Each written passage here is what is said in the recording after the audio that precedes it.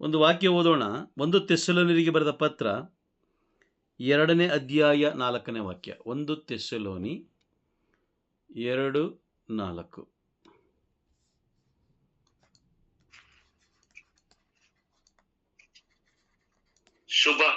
ಶುಭ ಸಂದೇಶವನ್ನು ಸಾರಲು ನಾವು ಯೋಗ್ಯರೆಂದು ಎನಿಸಿ ದೇವರೇ ಈ ಹೊಣೆಯನ್ನು ನಮಗೆ ವಹಿಸಿಕೊಟ್ಟಿದ್ದಾರೆ.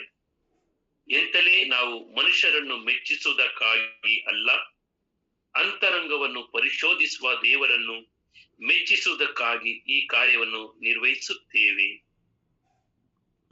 ಓಕೆ, ಮತ್ತೊಮ್ಮೆ ಓದೋಣ. ಮತ್ತೊಮ್ಮೆ ಓದಿ ಬೇರೆಯವರು. ಶುಭ ಸಂದೇಶವನ್ನು ಸಾರಲು ನಾವು ಯೋಗ್ಯರೆಂದು ಎಣಿಸಿ ದೇವರೇ ಈ ಹೊಣೆಯನ್ನು ನಮಗೆ ವಹಿಸಿಕೊಟ್ಟಿದ್ದಾರೆ. ಎಂತಲೇ ನಾವು ಮನುಷ್ಯರನ್ನು ಮೆಚ್ಚಿಸುವುದಕ್ಕಾಗಿ ಅಲ್ಲ, ಅಂತರಂಗವನ್ನು ಪರಿಶೋಧಿಸುವ ದೇವರನ್ನು ಮೆಚ್ಚಿಸುವುದಕ್ಕಾಗಿ ಶುಭ ಸಂದೇಶವನ್ನು ಶುಭ ಸಂದೇಶವನ್ನು ಸಾರುವ ಯೋಗ್ಯತೆ ಇಲ್ಲದೆ ಹೋದರೂ ಕೂಡ ಯೋಗ್ಯತೆ ಕೊಟ್ಟಿದ್ದಾರಾ?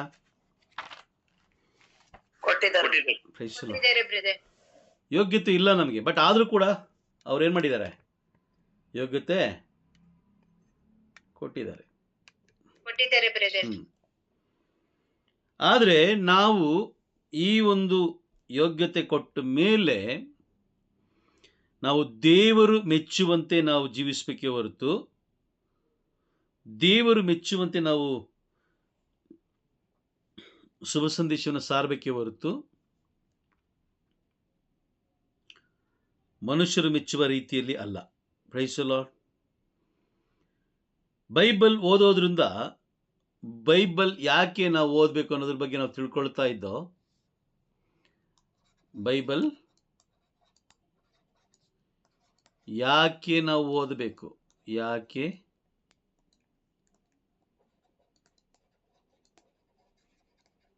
ಓದಬೇಕು, ಭಾಗ 4. ಬೈಬಲ್ ಏನಕ್ಕೆ ಓದಬೇಕು ಅಂತ ಹೇಳಿದ್ರೆ, ಸತ್ಯವನ್ನ ಅರಿತವನು ಸತ್ಯವನ್ನೇ ಬೋಧಿಸುತ್ತಾನೆ. ಆಮೆನ್. ಸತ್ಯ ಅರಿತವರು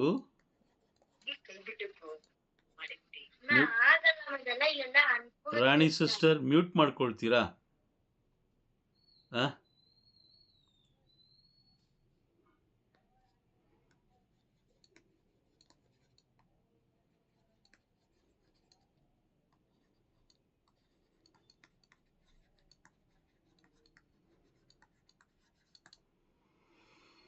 ಸತ್ಯವನ್ನು ಅರಿತವರು ಸತ್ಯವನ್ನೇ ಬೋಧಿಸ್ತಾರೆ.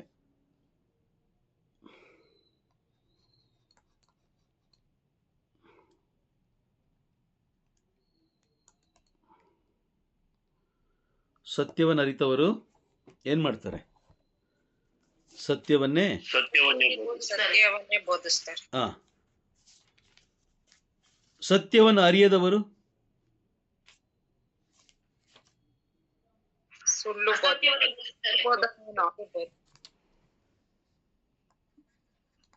ಸತ್ಯ ಅರಿಯದವರು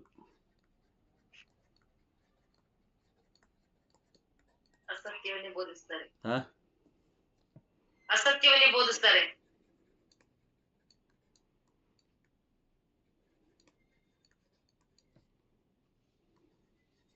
ಲೋಕವನ್ನು ಬೋಧಿಸ್ತಾರೆ.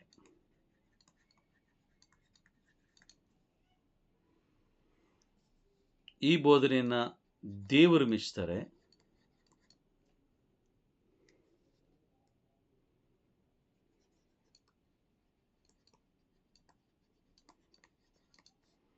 ಇದನ್ನ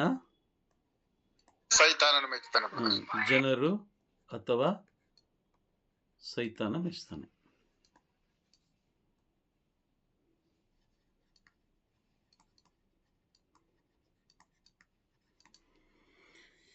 ನೋಡಿ, ದೇವರ ವಾಕ್ಯವನ್ನ ನಾವು ಸತ್ಯ ತಿಳ್ಕೊಳ್ತೀವೋ ಇಲ್ವೋ ಗೊತ್ತಿಲ್ಲ, ಆದರೆ ಬೇರೆಯವ್ರಿಗೆ ತಿಳ್ಕೊಳಕ್ ನಾವು ಬಿಡಲ್ಲ.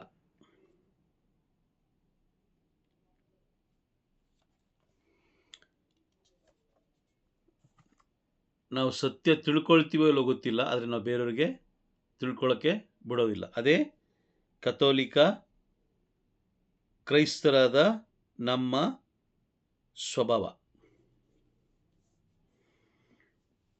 ನಾವೇನು ಮಾಡ್ತೀವಿ ನೋಡಿ, ಬೈಬಲ್ ಕ್ಲಾಸಲ್ಲಿ ಕೂತ್ಕೊಂಡಿರು ನಾವೇನು ಮಾಡ್ತೀವಿ, ಕುಟುಂಬ ಸಮೇತವಾಗಿ ಮಾತಾಡೋಕ್ಕೆ ಸ್ಟಾರ್ಟ್ ಮಾಡ್ತೀವಿ. ಥಿಯೇಟ್ರಿಗೆ ಹೋದರೆ ಆ ಥರ ಮಾಡ್ತೀವಾ? ಇಲ್ಲ. ಬೇರೆ ಬೇರೆ ವಿಷಯಕ್ಕೆ ಹೋದರೆ ಮಾಡ್ತೀವಾ? ಮಾಡಲ್ಲ. ಮಾತಾಡಲ್ಲ. Price the lord. 2 ತಿಮೋತಿ 4ನೇ ಅಧ್ಯಾಯ 2ನೇ ವಾಕ್ಯ. 2 ತಿಮೋತಿ 4ನೇ ಅಧ್ಯಾಯ 2ನೇ ವಾಕ್ಯ. ನೀನು ದೇವರ ವಾಕ್ಯವನ್ನು ಆಸಕ್ತಿಯಿಂದ ಕಾಲ ಅಕಾಲಗಳನ್ನು ಲೆಕ್ಕಿಸದೆ ಬೋಧಿಸು, ಸತ್ಯವನ್ನು ಮನಗಾಣಿಸು, ತಪ್ಪನ್ನು ತಿದ್ದು ಒಳ್ಳೆಯದನ್ನು ಪ್ರೋತ್ಸಾಹಿಸು, ತಾಳ್ಮೆಯನ್ನು ಕಳೆದುಕೊಳ್ಳದೆ ಉಪದೇಶ ಮಾಡು. ಇಲ್ಲಿ ದೇವರ ವಾಕ್ಯವನ್ನ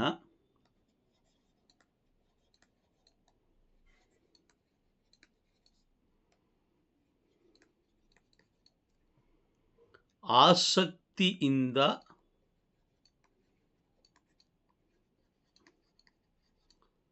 ಬೋಧಿಸ್ಬೇಕಂತೆ.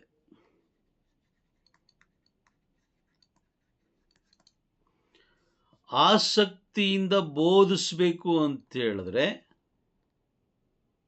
ಆಸಕ್ತಿಯಿಂದ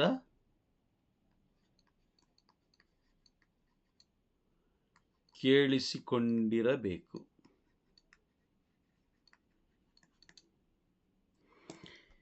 ಈಗ ಲೋಕದ ಅನೇಕ ಬೋಧನೆಗಳು ಅಥವಾ ಅನೇಕ ಪ್ರಾರ್ಥನೆಗಳು ಎಲ್ಲಿಂದ ಬಂತು ಅಂತ ಹೇಳಿದ್ರೆ ಸರಿಯಾಗಿ ಕೇಳಿಸಿಕೊಳ್ಳದ ಕಾರಣ.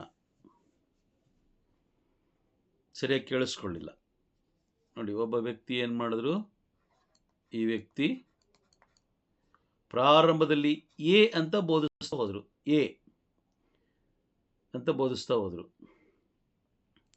ಎ ಅಂದ್ರೆ ಏನು ಬೇಡ, ನಾವಿನ್ನು ಕ್ಲಿಯರ್ ಆಗಿ ತಗೊಳ್ಳೋಣ. ಇವರು ಏನಂತ ಬೋಧಿಸಿದ್ರು? ದೇವರು ಒಳ್ಳೆಯವರು,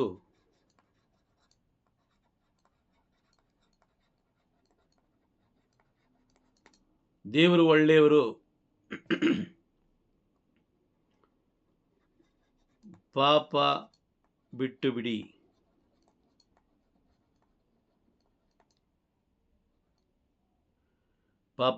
ಅಂತ ಬೋಧಿಸ್ತಾ ಹೋದ್ರು. ಇವರು ಬೋಧಿಸ್ತಾ ಇದ್ದನ್ನ ಇನ್ನೊಬ್ಬ ವ್ಯಕ್ತಿ ಕೇಳಿಸ್ಕೊಂಡ್ರು.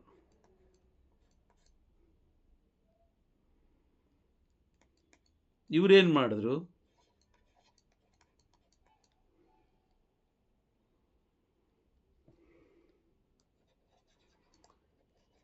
ದೇವರು ಒಳ್ಳೆಯವರು,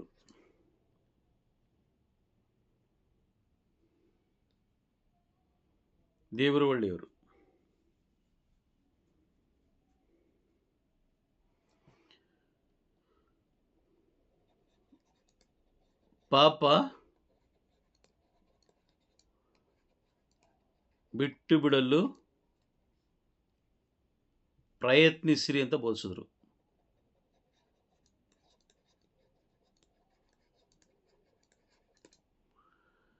ಪಾಪವನ್ನು ಬಿಟ್ಟು ಬಿಡಲಿಕ್ಕೆ ಪ್ರಯತ್ನಿಸಿರಿ ಅಂತ ಬೋಧಿಸಿದ್ರು. ಓಕೆ, ಇಲ್ಲೊಬ್ಬ ವ್ಯಕ್ತಿ ಕಾಯ್ಕೊಂಡು ಕೂತಿದ್ದ. ಇವ್ರು ಕೇಳಿಸ್ಕೊಳ್ತಾ ಇದ್ರು. ಈ ವ್ಯಕ್ತಿ ಕೇಳಿಸ್ಕೊಳ್ತಾ ಇದ್ರು. ಇವ್ರು ಏನ್ ಬೋಧಿಸಿದ್ರು ಅಂದ್ರೆ ದೇವರು ಒಳ್ಳೆಯವರು,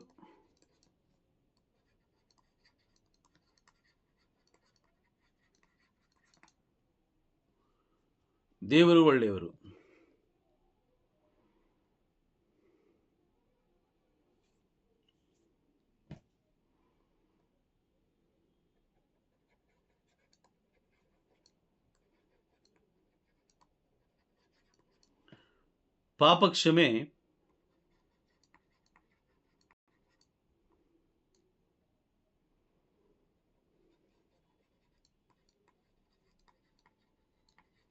ಸಂತರ ಮುಖಾಂತರ ಅಂತ ಬೋಧಿಸಕ್ಕೆ ಸ್ಟಾರ್ಟ್ ಮಾಡೋರು.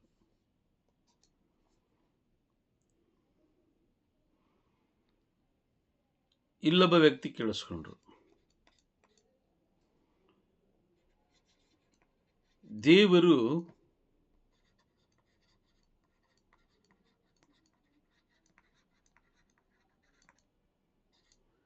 ದೇವರು ಒಳ್ಳೆಯವರಂತೆ, ದೇವರು ಒಳ್ಳೆಯವರಂತೆ,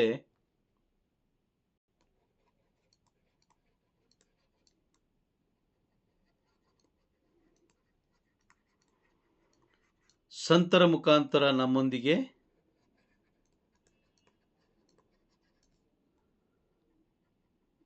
ಮಾತಾಡುತ್ತಾರೆ.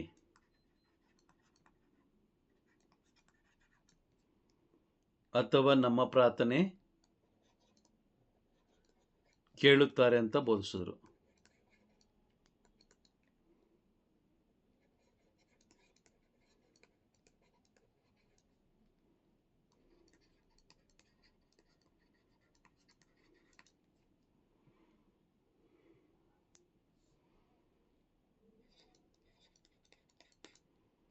ಇಲ್ಲೊಬ್ಬ ವ್ಯಕ್ತಿ ಬಂದರು,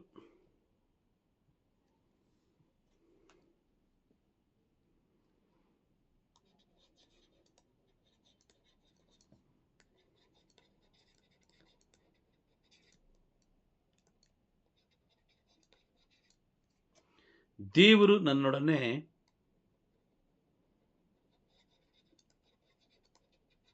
ಮಾತಾಡಿದರು.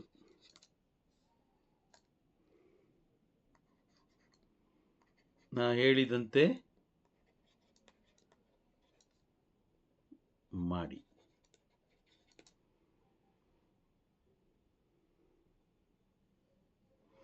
ನೋಡಿ, ಎಷ್ಟು ಬದಲಾವಣೆಗಳು ನಿಮ್ಮ ಕಣ್ಣು ಕಾಣಿಸ್ತಾ ಇದೆಯಾ? ಕಾಣಿಸ್ತಾ ಇದೆ ಬ್ರದರ್.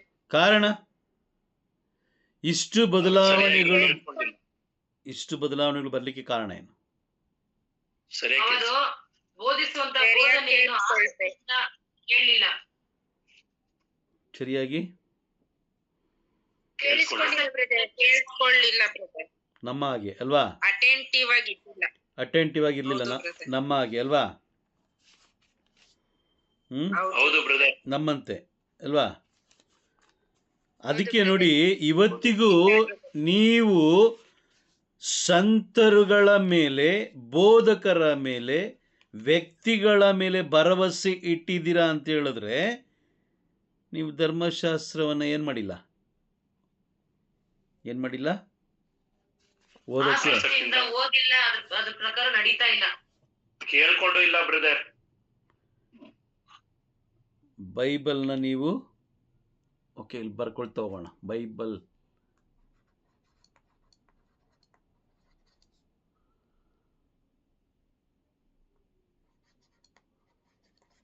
ನಾವು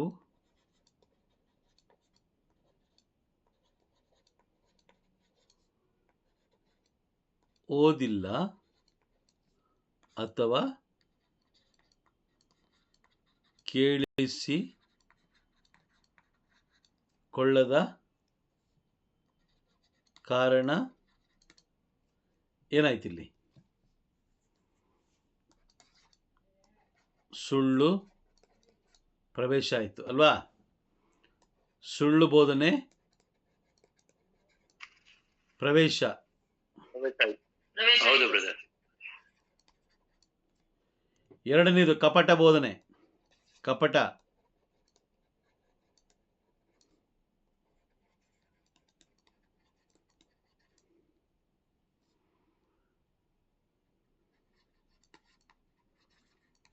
ಪ್ರೈಸಲ್ಲ.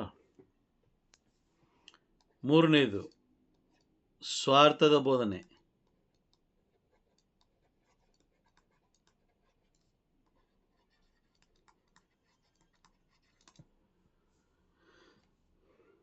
ಸ್ವಾರ್ಥದ ಬೋಧನೆ.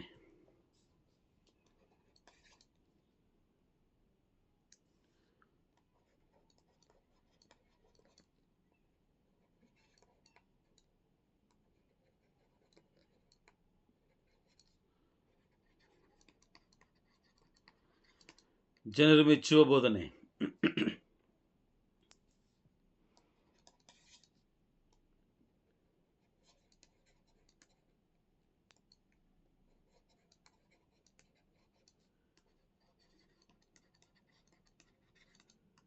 ವಿನಾಶದ ಬೋಧನೆ. Praise the Lord. ಕಾರಣ ಏನು?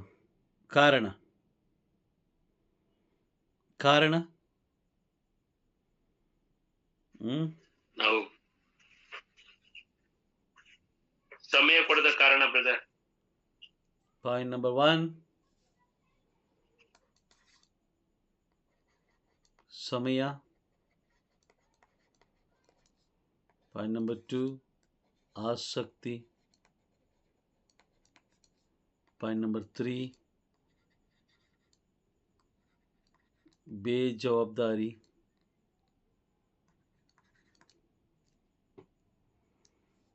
ಪಾಯಿಂಟ್ ನಂಬರ್ 4,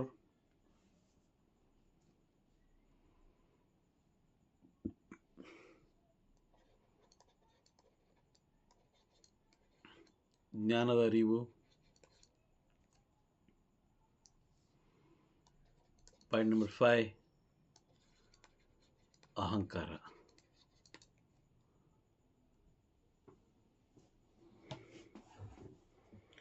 ನಾ ಪ್ರತಿದಿನ ಹೇಳ್ತಾ ಇರ್ತೀನಿ, ಬೈಬಲ್ ಓದೋದು ತಮಾಷೆಗಲ್ಲ. ಬೈಬಲ್ ಓದೋದು ತಮಾಷೆಗಲ್ಲ. ಬೈಬಲ್ ಯಾಕೆ ಓದಬೇಕು ಅಂತ ಹೇಳಿದ್ರೆ, ನೀವು ಬೈಬಲ್ ಓದಿದ ಕಾರಣ ಆದಾಮನ ಬಗ್ಗೆ ಗೊತ್ತಾಯಿತು. ಬೈಬಲ್ ಓದಿದಕ್ಕೆ ಅನೋಕನ ಬಗ್ಗೆ ಗೊತ್ತಾಯಿತು, ಕಾಯಿನ್ ಬಗ್ಗೆ ಗೊತ್ತಾಯಿತು, ಏಬಲ್ ಬಗ್ಗೆ ಗೊತ್ತಾಯಿತು ಅಲ್ವಾ? ಪಾಪದ ಅರಿವು ಜನಗಳದು ಜಗವಿಡಿ ಕೆಟ್ಟು ಹೋಗಿರೋದು ಅದು ಗೊತ್ತಾಯಿತು. ಪ್ರಳಯ ಆಗಿರೋದು ಗೊತ್ತಾಯಿತು. ನೋಹನ ಬಗ್ಗೆ ಗೊತ್ತಾಯಿತು. ಅಬ್ರಹಾಮ, ಇಸಾಕ, ಯಾಕೋಬ, ಎಲ್ಲದರ ಬಗ್ಗೆ ಗೊತ್ತಾಯಿತು. ಪ್ರಭು ಯೇಸು ಕ್ರಿಸ್ತರ ಬಗ್ಗೆ ಗೊತ್ತಾಯಿತು. ಮಾತೆ ಮರಿಯಮ್ಮನವರ ಬಗ್ಗೆ ಗೊತ್ತಾಯಿತು. ಎಲ್ಲ ಸಂತರುಗಳ ಬಗ್ಗೆ ಗೊತ್ತಾಯಿತು. ಎಲ್ಲ ಪರಿಶುದ್ಧ ಜೀವನ ಜೀವಿಸಿದವರ ಬಗ್ಗೆ ಗೊತ್ತಾಯಿತು ಅಲ್ವಾ? ಹೌದಾ? ಪ್ರಕಟಣೆ ಗ್ರಂಥನು ಹೌದು ಬ್ರದರ್.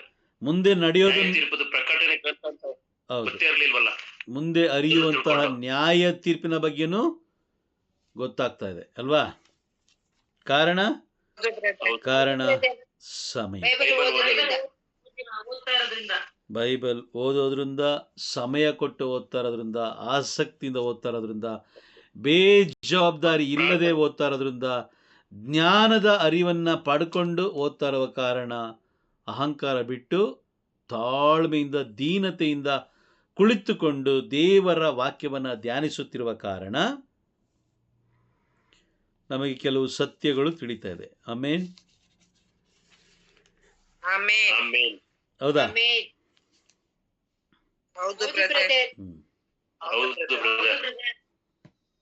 ಕ್ಲಾಸಿಂದ ಅನೇಕ ವಿಷಯಗಳನ್ನ ತಿಳ್ಕೊಂಡಿದ್ದೀವಿ ಬ್ರದರ್. Praise the Lord. ದೇವರ ಜೀವವುಳ್ಳ ವಾಕ್ಯಗಳಿಂದ ತುಂಬಲ್ಪಟ್ಟಿರುವಂತಹ ಈ ಬೈಬಲನ್ನು ನಾವು ಯಾಕೆ ಓದಬೇಕು ಅನ್ನೋದ್ರ ಬಗ್ಗೆ ನಾವು ತಿಳ್ಕೊಳ್ತಾ ಇದ್ದೋ. ಪಾಯಿಂಟ್ ನಂಬರ್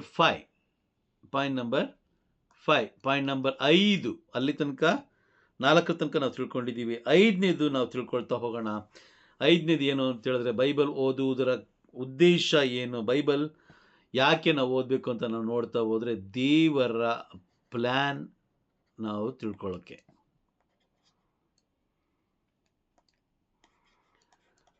ದೇವರ ಪ್ಲ್ಯಾನ್ ತಿಳಿದುಕೊಳ್ಳಲು ಹಾಗೂ ದೇವರ ತೀರ್ಮಾನ ತಿಳಿದುಕೊಳ್ಳಲು.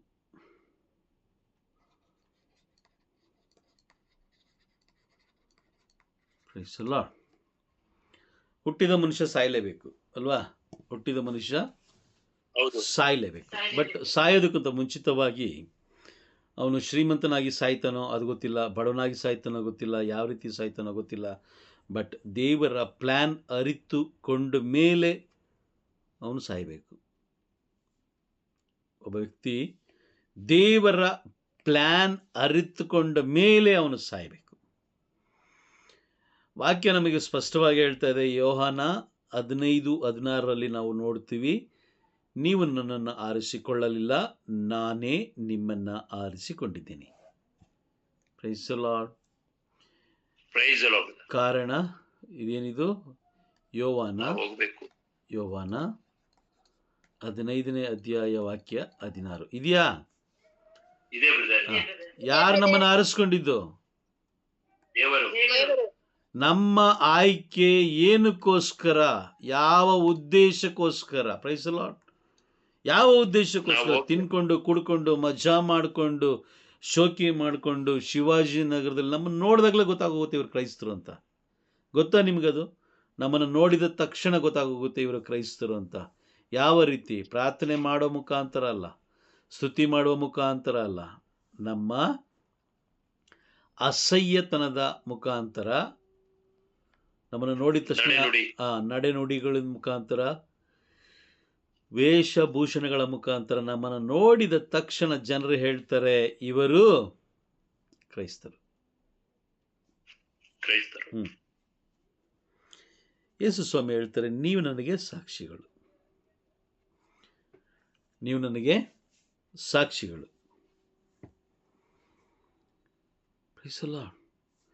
ಯಾವಾಗ ಸುಳ್ಳು ಬೋಧನೆಗಳು, ದೇವರು ಒಳ್ಳೆಯವರು, ಪಾಪ ಬಿಟ್ಟುಬಿಡಿ, ಇದು ಹೇಳಿದ್ಯಾರು? ಯೇಸು ಸ್ವಾಮಿ. ಬೇಕಾದ್ರೆ ವಾಕ್ಯ ಓದಿ. ಮತ್ತಾಯ 4ನೇ ಅಧ್ಯಾಯ 17ನೇ ವಾಕ್ಯ ಓದಿ. 4:17. ಅಂದಿನಿಂದ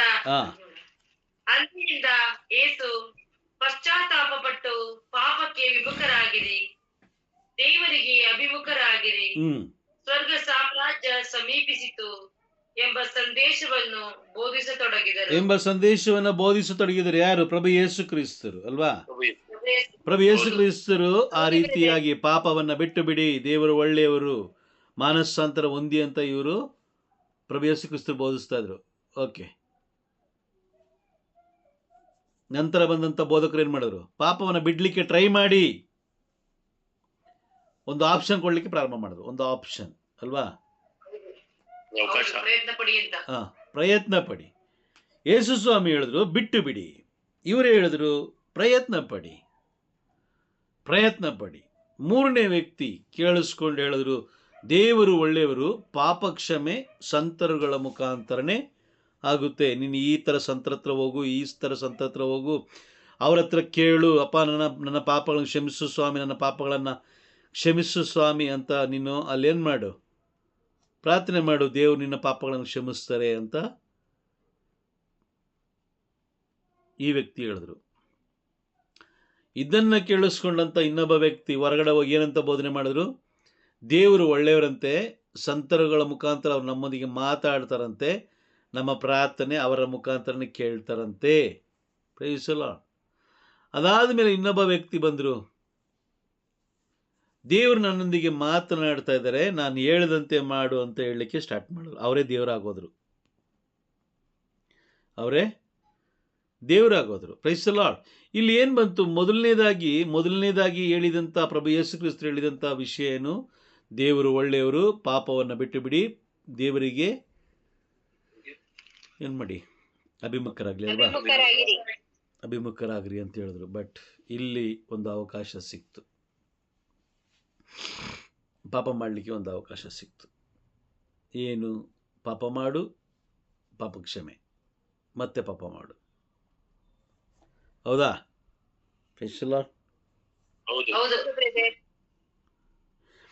ದೇವರ ಪ್ಲಾನ್ ಅರಿಯದೆ ನಾವು ಜೀವಿಸ್ತಾ ಇದ್ದೀವಿ ಅಂತ ಹೇಳಿದ್ರೆ ನಮ್ಮಂಥ ಅಯೋಗ್ಯರು ಯಾರೂ ಇಲ್ಲ. 2 ಕೊರಿಂಥಿ 13ನೇ ಅಧ್ಯಾಯ 5ನೇ ವಾಕ್ಯ ಓದಿ.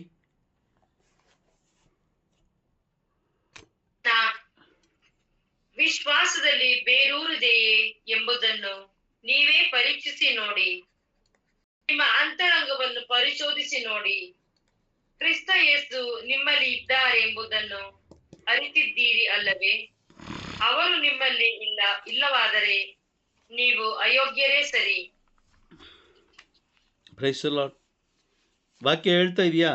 ನೋಡಿ ಸ್ವಲ್ಪ. ಏನಂತ ಹೇಳ್ತಾ ಇದೆ? ನಿಮ್ಮ ಜೀವನ ವಿಶ್ವಾಸದಲ್ಲಿ ಬೇರೂರಿದೆಯಾ ಅಂತ ನೀವೇ ಪರೀಕ್ಷೆ ಮಾಡಿ ನೋಡಿ, ನಿಮ್ಮ ಅಂತರಂಗವನ್ನು ನೀವೇ ಪರಿಶೋಧನೆ ಮಾಡಿ, ಕ್ರಿಸ್ತ ಯೇಸುವಿನಲ್ಲಿ ನೀವು ಅರಿತಿದ್ದೀರಾ ಅವ್ರನ್ನ ಅಂತೇಳಿ ನಾವೇ ಪರಿಶೋಧನೆ ಮಾಡ್ಬೇಕು, ಇಲ್ಲ ಅಂದ್ರೆ ನಾವು ಅಯೋಗ್ಯರು ಅಂತ. ಈಗ ನಾವು ಪರಿಶೋಧನೆ ಮಾಡಿದ್ರೆ ನಮ್ಗೆ ಉತ್ತರ ಸಿಗುತ್ತಾ? ಉತ್ತರ ಅಲ್ಲೇ ಇದೆ ಬ್ರದರ್, ಅಯೋಗ್ಯರು ಸರಿ ಅಂತ. ಆ? ಪರಿಶೋಧನೆ ಮಾಡ್ದಾಗ ಅಯೋಗ್ಯರೇ ಅಂತ. ಅಲ್ಲ, ಆ ಉತ್ತರ ಅಲ್ಲೇ ಇದೆ. ನಾನು ಹೇಳ್ತಾ ಇರೋದೇನೆಂದ್ರೆ, ನಾವು ಪರಿಶೋಧನೆ ಮಾಡಿದ್ರೆ ನಮ್ಗೆ ಉತ್ತರ ಸಿಗುತ್ತಾ? ನಮಗೆ ಸಿಗುತ್ತಾ? ಸಿಗಲ್ಲ ಬ್ರದರ್, ನಾವು ಪರಿಶೋಧನೆ ಮಾಡಬೇಕು ಪರಿಶೋಧನೆ ಬ್ರದರ್. ಮಾಡಬೇಕು. ಮಾಡದೆ ಹೋದ್ರೆ ಎಲ್ಲಿ ಸಿಗುತ್ತೆ ಅಲ್ವಾ? ಹೌದು, ಸಿಗಲ್ಲ. ಸಿಗಲ್ಲ ಬ್ರದರ್. ಮಾಡಿಲ್ಲ ಅಂದ್ರೆ ನಮ್ಗೆ ನಾವೇ ಒಳ್ಳೆಯವರು, ನಾವೇ ಇದು ಎಲ್ಲ ಅಂತ ಅನ್ಕೊಳ್ತೀವಿ ಬ್ರದರ್. ಮಾಡ್ಬೇಕು ಪರಿಶೋಧನೆ.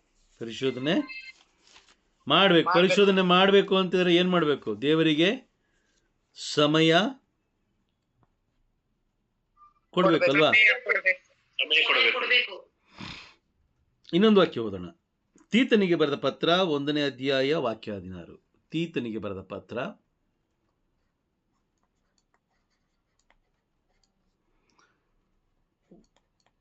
16. ಓದಿ, ಬೇಗ ಓದಿ.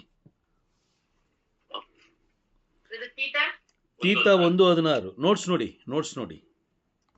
ತಾವು ದೇವರನ್ನು ಬಲ್ಲವರೆಂದು ಹೇಳಿಕೊಳ್ಳುತ್ತಾರೆ, ಹಾ, ಆದರೆ ಅವರ ನಡತೆ ತದ್ವಿರುದ್ಧವಾಗಿರುತ್ತದೆ.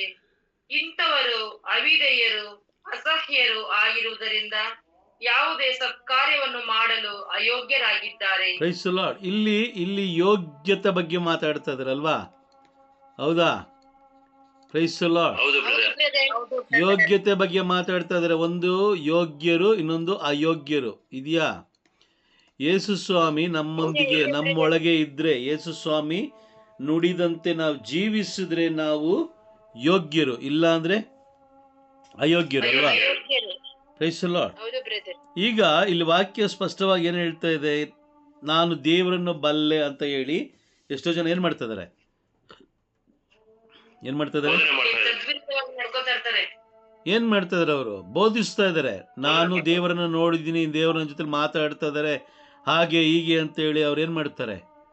ಬೋಧಿಸ್ತಾ ಹೋಗ್ತಾರೆ. ಬಟ್ ಅವರ ನಡೆ ನುಡಿ ನೋಡಿ, ಅವರ ನಡತೆ ನೋಡಿ ಪ್ರಭು ಯೇಸು ಕ್ರಿಸ್ತರಿಗೆ ವಿರುದ್ಧವಾಗಿರುತ್ತೆ. ಏನಾಗಿರುತ್ತೆ?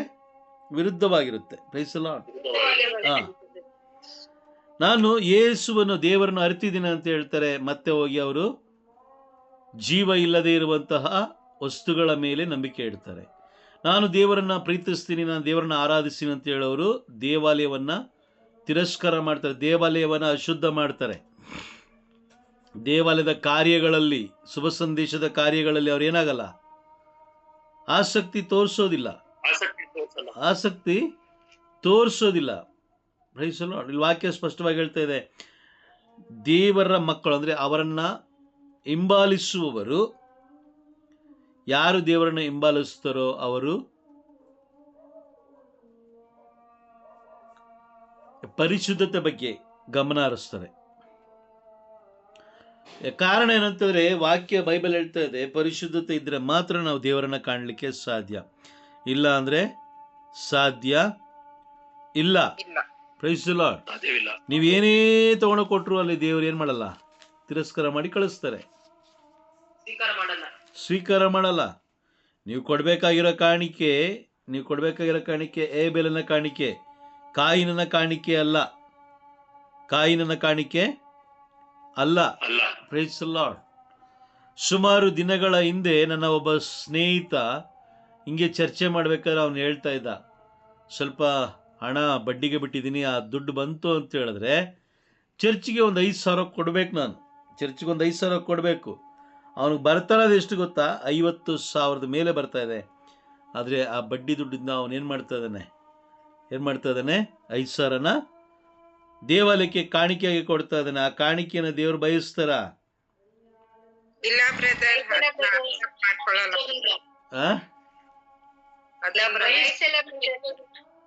ಬಯಸಲ್ಲಲ್ವಾ? ಕಾರಣ ಏನು? ಅಯೋಗ್ಯತನ ಅಲ್ವಾ? ಯಾರಾದ್ರೂ ಒಬ್ರು ಮಾತಾಡಿ ಹೇಳಿ.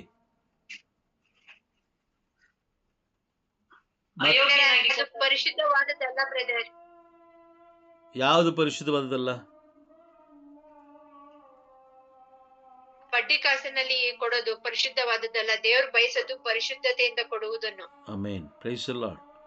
ಪರಿಶುದ್ಧತೆ ಇಲ್ಲದ ಕಾರ್ಯಗಳಿಗೆ ದೇವರು ಯಾವುದೇ ಕಾರಣಕ್ಕೂ ಯಾವುದೇ ಸಮಯಕ್ಕೂ ಏನು ಮಾಡಲ್ಲ, ಕೈ ಹಾಕಲ್ಲ,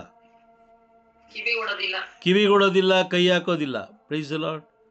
ಆದರೆ ಇತ್ತೀಚಿನ ದಿನಗಳಲ್ಲಿ ಬೇಕಾದ್ರೆ ವಾಕ್ಯ ಓದಿ, ತೀತನಿಗೆ ಬರೆದ ಪತ್ರ 1ನೇ ಅಧ್ಯಾಯ 10ನೇ ವಾಕ್ಯ. ಇತ್ತೀಚೆಗೆ ಅವಿಧೇಯರು, ಜೊಳ್ಳು ಮಾತಿನವರು ಹಾಗೂ ವಂಚಕ ಬೋಧಕರು ತಲೆ ಎತ್ತಿದ್ದಾರೆ. ನೋಡಿ ವಾಕ್ಯ ಓದ್ ನೋಡಿ. ಇತ್ತೀಚೆಗೆ ಹಾ, ಅವಿಧೇಯರು, ಜೊಳ್ಳು ಮಾತಿನವರು ಹಾಗೂ ವಂಚಕ ಬೋಧಕರು ತಲೆ ಎತ್ತಿದ್ದಾರೆ. ಹಾ, ಅವರಲ್ಲಿ ಕ್ರೈಸ್ತರಾಗಿರುವ ಯಹೂದ್ಯರು ಸಾಕಷ್ಟು ಮಂದಿ ಇದ್ದಾರೆ. Praise the Lord. ಎಷ್ಟೋ ಜನ ಕ್ರೈಸ್ತರು ಏನು ಮಾಡ್ತಾ ಇದ್ದಾರೆ ಗೊತ್ತಾ? ಮಾತೆ ಮರಿಯಮ್ಮನವ್ರಿಗೆ ನಿಂಬೆಹಣ್ಣಿನ ಹಾರ, ದೀಪ, ಇದೆಲ್ಲ ದೇವರಿಗೆ ಪ್ರಿಯವಾದ ಕಾರ್ಯನಾ? ಇಲ್ಲ ಬ್ರದರ್, ಅದೆಲ್ಲ ಅಗೌರವ ಅಲ್ವಾ? ಹೌದು. ಹೌದು ಬ್ರದರ್. ಈಗ ಅಗೌರವ ಆದಂಥವರನ್ನ ನಾವು ದೇವರು ನನ್ನ ಕಡೆ ಇದ್ದಾರೆ, ದೇವರು ನನ್ನನ್ನು ನೋಡ್ತಾ ಇದ್ದಾರೆ, ದೇವರು ನನ್ನ ಜೊತೆಲಿದ್ದಾರೆ ಅಂತ ಹೇಳಲಿಕ್ಕೆ ಹೇಗೆ ಸಾಧ್ಯ? ಸಾಧ್ಯ ಇಲ್ಲ ಬ್ರದರ್. 2 ಕೊರಿಂಥಿ 13ನೇ ಅಧ್ಯಾಯ 5ನೇ ವಾಕ್ಯದಲ್ಲಿ ನಾವು ಸ್ಪಷ್ಟವಾಗಿ ಓದ್ತೀವಿ, ಸ್ಪಷ್ಟವಾಗಿ ನಾವು ತಿಳ್ಕೊಳ್ತಾ ಇದ್ದೀವಿ. Praise the Lord. ಸ್ಪಷ್ಟವಾಗಿ ನಾವು ತಿಳ್ಕೊಳ್ತಾ ಇದ್ದೀವಿ. ಏನು ಅಂತ ಹೇಳಿದ್ರೆ, ನಾವು 2 ಕೊರಿಂಥಿ 13ನೇ ಅಧ್ಯಾಯ 5ನೇ ವಾಕ್ಯ ಅಲ್ವಾ? 2 ಕೊರಿಂಥಿ 13:5. ಪ್ರಭು ಯೇಸು ಕ್ರಿಸ್ತರು ನಮ್ಮೊಂದಿಗೆ ಇದ್ದಾರಾ ಇಲ್ವಾ ಎಂಬುದನ್ನು ಪರೀಕ್ಷಿಸಿ ನೋಡೋದು ಯಾರು? ನಾವು ನೋಡಬೇಕು ಅಲ್ವಾ? ಹೌದು ಬ್ರದರ್. ಹೇಗೆ ನೋಡೋದು? ಯಾವ ರೀತಿ ನೋಡೋದು? ನಮ್ಮ ನಡೆ ನುಡಿಗಳಲ್ಲಿ, ನಡತೆಗಳಲ್ಲಿ. ನಿಮ್ಮ ನಡೆ ನುಡಿಗಳು ಹೀಗೆ ಇರಬೇಕು ಅಂತ ಯಾರು ತಿಳಿಸ್ಕೊಡ್ತಾರೆ? ಬೈಬಲ್ ವಾಕ್ಯ ನಮ್ಮ ಮನಸ್ಸಾಕ್ಷಿ ತಿಳಿಸ್ತದೆ. Praise the Lord. ಮೊದಲು ನಾವೆಲ್ಲೋಗ್ಬೇಕು?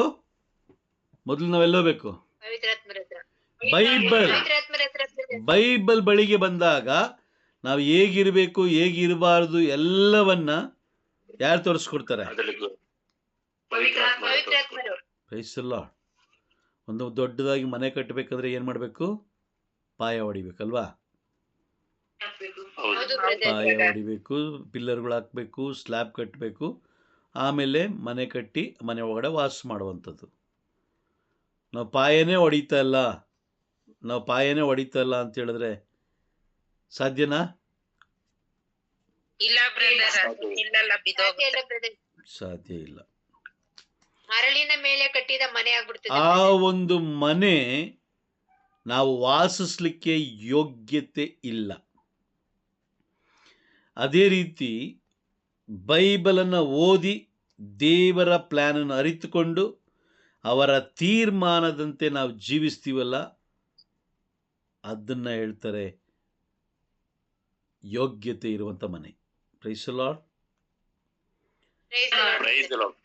ನಮಗೆ ಪ್ರಾರ್ಥನೆ ಮಾಡೋದಕ್ಕೂ ಗೊತ್ತಿಲ್ಲ, ಸ್ತುತಿ ಮಾಡೋದಕ್ಕೂ ಗೊತ್ತಿಲ್ಲ, ಹೌದಾ? ಹೌದು ಬ್ರದರ್. ಆಸ್ ಪರ್ ಬೈಬಲ್ ಹೇಳೋ ಪ್ರಕಾರ ಪ್ರಾರ್ಥನೆ ಮಾಡೋದಕ್ಕೂ ನಮಗೆ ಗೊತ್ತಿಲ್ಲ. ಯಾವ ರೀತಿ ಪ್ರಾರ್ಥನೆ ಮಾಡಬೇಕು, ಹೇಗೆ ಪ್ರಾರ್ಥನೆ ಮಾಡಬೇಕು ನಮಗೆ ಗೊತ್ತಿಲ್ಲ, ಹೌದಾ? Praise the Lord. ಹಾಗಾಗಿ ಪ್ರಾರ್ಥನೆ ಎಂಬುದು ಕೂಡ ಯಾರು ತಿಳಿಸ್ಕೊಡ್ತಾ ಇದ್ದಾರೆ? ಪವಿತ್ರ ಆತ್ಮರೇ ತಿಳಿಸ್ಕೊಡ್ತಾ ಇದ್ದಾರೆ. ನ್ಯಾಯ ತೀರ್ಪಿಗೆ ಇದೇ ರೀತಿ ಸಿದ್ಧತೆ ಆಗಬೇಕು ಅಂತ ಯಾರು ತಿಳಿಸ್ಕೊಡ್ತಾ ಇದ್ದಾರೆ? ಪವಿತ್ರ ಆತ್ಮ ತಿಳಿಸ್ಕೊಡ್ತಾರೆ. Price the Lord. ಅರ್ಥ ಆಗ್ತಾ ಇದೆಯಾ? ಹಾಗಾಗಿ ಬೈಬಲ್ ಓದುವುದರ ಉದ್ದೇಶ ಏನು ಅಂತ ಹೇಳಿದ್ರೆ, ನಾವು ದೇವರ ಪ್ಲ್ಯಾನ್ ಅನ್ನು ನಾವು ತಿಳ್ಕೊಳ್ತೀವಿ. ಏನು ದೇವರ ಪ್ಲ್ಯಾನ್ ಅಂತ ಹೇಳಿದ್ರೆ, ನೀವು ಈ ಲೋಕಕ್ಕೆ ಹೋಗಬೇಕು. ವಾಕ್ಯ ಓದೋಣ. ಯೋಹಾನ 15:16 ಓದಿ. ನೀವು ಹಾ, ನನ್ನನ್ನು ಆರಿಸಿಕೊಳ್ಳಲಿಲ್ಲ, ನಾನೇ ನಿಮ್ಮನ್ನು ಆರಿಸಿಕೊಂಡಿದ್ದೇನೆ. ನೀವು ಲೋಕಕ್ಕೆ ಹೋಗಬೇಕು, ಸಫಲರಾಗಬೇಕು, ಆ ಫಲ ಶಾಶ್ವತವಾಗಿರಬೇಕೆಂಬುದೇ ನಿಮ್ಮನ್ನು ನೇಮಿಸಿದ್ದೇನೆ. Price the lord. ದೇವರು ನಮ್ಮನ್ನು ಆರಿಸ್ಕೊಂಡಿದ್ದಾರೆ, ಲೋಕಕ್ಕೆ ನಮ್ಮನ್ನು ಕಳಿಸ್ಕೊಟ್ಟಿದ್ದಾರೆ, ಸಫಲರಾಗಿರಿ ಅಂತ ಹೇಳ್ತಾ ಇದ್ದಾರೆ, ಫಲ ಶಾಶ್ವತವಾಗಿರಬೇಕು ಅಂತ ಹೇಳ್ತಾ ಇದ್ದಾರೆ. ಆ ಫಲ ಯಾವುದು? Praise the Lord. ಆ ಫಲ ಯಾವುದು? ಇದನ್ನು ನಾವು ವಾಕ್ಯದ ಮುಖಾಂತರನೇ ನಾವು ತಿಳ್ಕೊಳ್ಬೇಕು. ಸುಮ್ಮನೆ ಯಾರೋ ಬಂದರು, ಯಾರೋ ಕಿವಿಲಿ ಏನೋ ಹೇಳಿದ್ರು ಅಂತ ನೀವು, ಪ್ರೈಸ್ ದಿ ಲಾರ್ಡ್, ಆ ಥರ ಏನಾದ್ರು ನಾವು ಬೈಬಲ್ ಓದೋದು, ಸಂದೇಶ ಕೇಳೋದು ಆ ಥರ ಏನಾದ್ರು ಇತ್ತು ಅಂತ ಹೇಳಿದ್ರೆ ನಾವು ನರಕದ ಪಾಲಾಗ್ತೀವಿ. ಏನಾಗ್ತೀವಿ? ನರಕದ ನರಕದ ಪಾಲು. ಕಾರಣ ಕಾರಣ ಕಾರಣ ಅಯೋಗ್ಯರಾಗಿ ಜೀವಿಸಿ ನಮಗೆ ಚೆನ್ನಾಗಿ ಗೊತ್ತಿದೆ ಈ ಬಸ್ಸು ಮೆಜೆಸ್ಟಿಕ್ಕಿಗೆ ಹೋಗಲ್ಲ. ನಾವು ಮಾರ್ಕೆಟ್ಗೆ ಹೋಗಬೇಕು ಅಥವಾ ಮೆಜೆಸ್ಟಿಕ್ ಹೋಗ್ಬೇಕು ಅಂತ ತಿಳ್ಕೊಳ್ಳೋಣ. ಮೆಜೆಸ್ಟಿಕ್ ಹೋಗಬೇಕು, ಟ್ರೈನ್ಗೆ ಹೋಗಬೇಕು, ಟ್ರೈನ್ಗೆ ಹೋಗಬೇಕು. 7 ಗಂಟೆಗೆ ಟ್ರೈನ್ ಇದೆ, ನಾವು 5:15ಗೆ ಬಸ್ ಹತ್ತದೋ, ಸ್ವಲ್ಪ ದೂರನೇ ಇದೆ, ಒಂದು 15-20 ಕಿಲೋಮೀಟ್ರ್ ದೂರ ಇದೆ. 5:15ಗೆ ಬಸ್ ಹತ್ತದೋ, ಮೆಜೆಸ್ಟಿಕ್ಕಲ್ಲಿ ರೈಲ್ವೆ ಸ್ಟೇಷನ್ ಇರೋದು. ಆ ಬಸ್ಸು ಹೋಗಲ್ಲ ಅಂತ ಗೊತ್ತಿದ್ದು ಆ ಬಸ್ಸು ಬೇರೆ ಕಡೆ ಹೋಗ್ತಾ ಇದೆ. ಬೇರೆ ಕಡೆ ಯಾವ ಕಡೆ? ಉದಾಹರಣೆಗೆ ಮೆಜೆಸ್ಟಿಕ್ ಹೋಗ್ತಾ ಇಲ್ಲ, ವಿರುದ್ಧವಾಗಿ ಹೋಗ್ತಾ ಇದೆ. ಅಂದರೆ ಎಲ್ಲಿಗೆ? ಬಿಡದಿ ಕಡೆ ಹೋಗ್ತಾ ಇದೆ, ಅಥವಾ ಹೊಸಕೋಟೆ ಕಡೆ ಹೋಗ್ತಾ ಇದೆ, ಅಥವಾ ಅತ್ತಿಬೆಲೆ ಕಡೆ ಹೋಗ್ತಾ ಇದೆ, ಅಥವಾ ಪೀಣ್ಯ ಕಡೆ ಹೋಗ್ತಾ ಇದೆ. ಈ ಬಸ್ಸು ಮೆಜೆಸ್ಟಿಕ್ ಹೋಗಲ್ಲ ಅಂತ ಗೊತ್ತಿದ್ರೂ ಕೂಡ ನಾವು ಪೀಣ್ಯಕ್ಕೆ ಹೋಗೋ ಬಸ್ಸು ಅಥವಾ ಹೊಸಕೋಟೆಗೆ ಹೋಗೋ ಬಸ್ ಹತ್ತು ಕೂತ್ಕೊಂಡು ಅದರಲ್ಲಿ ಪ್ರಯಾಣ ಮಾಡಿಕೊಂಡು ಆರಾಮಾಗಿ ಕೂತ್ಕೊಂಡು ಒಂದು 7 ಗಂಟೆಗೆ ಹೋಗಿ ಹೊಸಕೋಟೆಯಲ್ಲಿ ಇಳಿದ್ಬಿಟ್ಟು ಅಯ್ಯಯ್ಯೋ ನಾನು ಮೆಜೆಸ್ಟಿಕ್ ಹೋಗ್ಬೇಕಾಗಿತ್ತು, ಟ್ರೈನ್ ಹಿಡಿಬೇಕಾಗಿತ್ತು ಅಂತ ಹೇಳಿದ್ರೆ ಅದು ಯಾರು ತಪ್ಪು? ನಮ್ದೇ ತಪ್ಪು ಬ್ರದರ್. ನಮ್ದೇ. ಅಲ್ವಾ? ಉದಾಸೀನ ಮಾಡ್ಕೊಂಡು ಯಾರು ಬಸ್ ಹತ್ತಾರ ಅವ್ರದೇ ತಪ್ಪು. ನ್ಯಾಯ ತೀರ್ಪು ಯಾರ ಕೈಯಲ್ಲಿದೆ? ಯಾರ ಪ್ರಭು ಕೈ? ಯೇಸು ಕ್ರಿಸ್ತರ ಕೈಯಲ್ಲಿ. ಆಮೇನ್. ನ್ಯಾಯ ತೀರ್ಪು ಇರೋದೇ ಪ್ರಭು ಯೇಸು ಕ್ರಿಸ್ತರ ಕೈಯಲ್ಲಿ. ನ್ಯಾಯ ತೀರ್ಪು ಕೊಡೋದು ಪ್ರಭು ಯೇಸು ಕ್ರಿಸ್ತರು. ಆಗಿರಬೇಕಾದ್ರೆ ನಾವು ಅವರನ್ನು ಹಿಂಬಾಲಿಸ್ಬೇಕೇ ಹೊರತು ಈ ಲೋಕದ ವ್ಯಕ್ತಿಗಳು ಹೇಳೋದನ್ನೆಲ್ಲ ನಾವೇನು ಮಾಡಬಾರ್ದು? ಹಿಂಬಾಲಿಸಬಾರ್ದು. ನಂಬಬಾರದು, ಕೇಳಿಸ್ಕೋಬಾರದು, ಅವರನ್ನು ನಾವೇನು ಮಾಡಬಾರ್ದು? ಹಿಂಬಾಲಿಸಬಾರದು. ಹಿಂಬಾಲಿಸಬಾರ್ದು. ಅರ್ಥ ಆಯ್ತಾ? ಅರ್ಥ ಆಯ್ತು ಬ್ರದರ್. ಅರ್ಥ ಆಯ್ತು. ನ್ಯಾಯ ತೀರ್ಪನ್ನ ನೀಡುವಂತ ಅಧಿಕಾರವನ್ನ ಯಾರು ಕೊಟ್ಟಿದ್ದಾರೆ? ಯಾರ ಕೈಯಲ್ಲಿದೆ? ಪ್ರಭು ಯೇಸು ಕ್ರಿಸ್ತರಿಗೆ. ಪ್ರಭು ಪ್ರಭು ಯೇಸು ಕ್ರಿಸ್ತರ ಕೈಯಲ್ಲಿ. Praise the Lord. ಪ್ರಭು ಯೇಸು ಕ್ರಿಸ್ತರಿಗೆ ನ್ಯಾಯ ತೀರ್ಪನ್ನು ಕೊಡುವಂತಹ ಹಕ್ಕನ್ನ ತಂದೆಯಾದ ದೇವರು ಕೊಟ್ಟಿದ್ದಾರೆ. ಹಾಗಾಗಿ ಆ ನ್ಯಾಯ ತೀರ್ಪನ್ನು ಗೆಲ್ಲುವಂತಹ ಜ್ಞಾನವನ್ನು ಕೂಡ ಯಾರು ಕೊಡ್ತಾ ಇದ್ದಾರೆ? ಯಾರ ಬಳಿಲಿದೆ? ಪವಿತ್ರಾತ್ಮರ ಬಳಿಯಲ್ಲಿ. ಅಂದರೆ ಬೈಬಲಲ್ಲಿ ಅಲ್ವಾ? Praise the lord.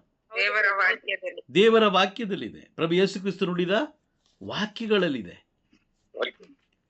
ನ್ಯಾಯ ತೀರ್ಪು. ಆ ನ್ಯಾಯ ತೀರ್ಪನ್ನು ಗೆಲ್ಲುವುದು ಕೂಡ ಪ್ರಭು ಯೇಸು ಕ್ರಿಸ್ತರ ವಾಕ್ಯಗಳಲ್ಲೇ ಇದೆ. ಅದು ಎಲ್ಲಿದೆ, ಯಾವ ರೀತಿ ಇದೆ, ಯಾವ ರೀತಿ ಅರ್ಥ ಕೊಡುತ್ತೆ ಅಂತ ತಿಳಿಸ್ಕೊಡೋರು ಯಾರು? ಪವಿತ್ರಾತ್ಮರು. ಸೊ ಹಾಗಾಗಿ ಬಹಳ ಬಹಳ ಬಹಳ ಎಚ್ಚರಿಕೆಯಾಗಿರಬೇಕು. ನಾವು ದೇವರ ಪ್ಲ್ಯಾನ್ ಅರಿಬೇಕು ಅಂತ ಹೇಳಿದ್ರೆ ಬೈಬಲ್ ಓದಬೇಕು. ಬರೀ ಬಾಯಿ ಮಾತಿನಿಂದ ನಾವು ಏನು ಮಾಡೋಕ್ಕಾಗಲ್ಲ, ಜೀವಿಸ್ಲಿಕ್ಕೆ ನಂಬಲಿಕ್ಕಾಗಲ್ಲಲ್ವಾ? ನಂಬಲಿಕ್ಕೆ ಸಾಧ್ಯವಿಲ್ಲ. Praise the Lord. ಅರ್ಥ ಆಯ್ತಾ? ಅರ್ಥ ಆಯ್ತಾ? ಅರ್ಥ ಆಯ್ತು ಬ್ರದರ್, ಸ್ವಲ್ಪ ಅನ್ನೋದ್ರ ಅರ್ಥ ಆಯ್ತಾ? ಅರ್ಥ ಆಯ್ತು ಬ್ರದರ್. Okay fine. ಪ್ರೈಸ್ ಅಲ್ಲ, ಪ್ರೈಸ್ ಅಲ್ಲ, ಅರ್ಥ ಆಯ್ತು ಬ್ರದರ್. ಪ್ರೈಸ್